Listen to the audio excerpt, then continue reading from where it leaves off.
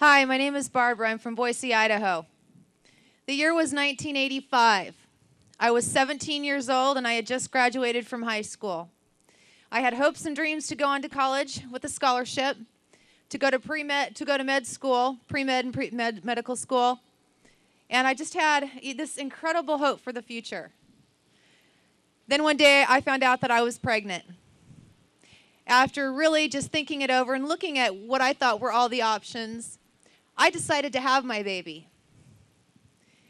I didn't think my boyfriend would have a problem with it, but to my surprise, the day that I told him, all of that came crashing down. He could not believe that I would even consider having the child.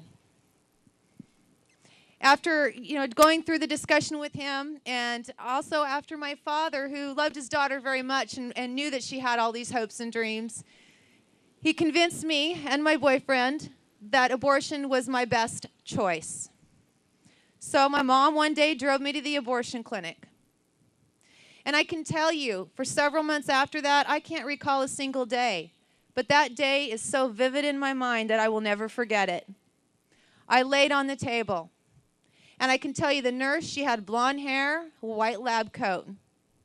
The doctor, gray hair, gray beard, white lab coat.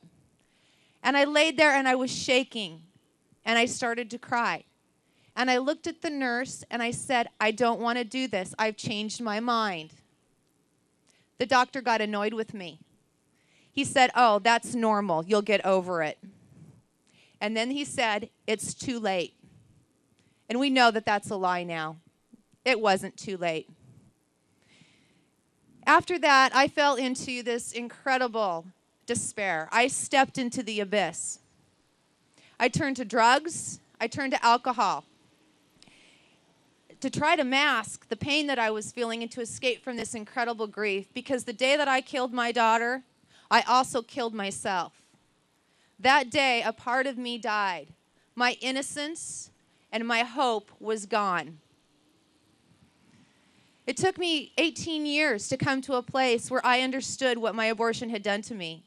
It took 2 marriages, because I married twice, not because I was in love and I thought that I would be there for the rest of my life, but because I was trying to fill this incredible emptiness within me. I was looking for a way, as so many women do, to make my life make sense somehow, to make it better, because I didn't know why I felt the way I did. I didn't know why my life was so different than I had ever imagined it would be.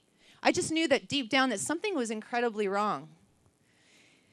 I've been blessed with 4 wonderful, beautiful children.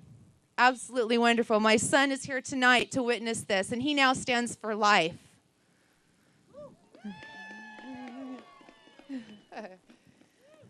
But I can tell you, after having 2 boys, I thought I was done. As I approached my 30s, I began to yearn to have a daughter as well. But I remember thinking within myself that I would never have a daughter because I had killed the one that I was given originally.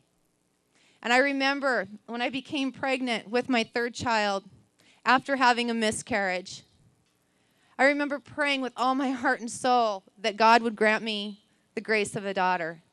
But deep within, I didn't feel that he would, because I was waiting for that incredible punishment. I was waiting to be punished, for him to say, no, you'll never have a daughter because you killed the one that I gave you.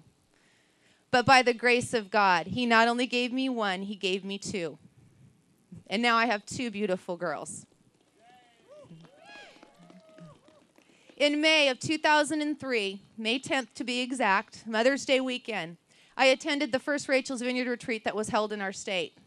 I went as a helper, because when I saw the announcement looking for volunteers, I thought somehow in my head that I could help because I had had an abortion.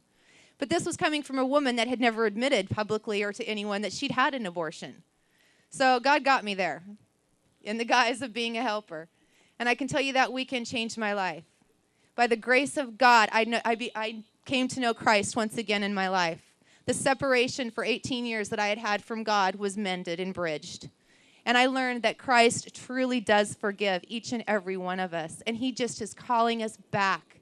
He wants his daughters back. He wants his sons back. And he's letting us know that now is the time. We need to be silent no more.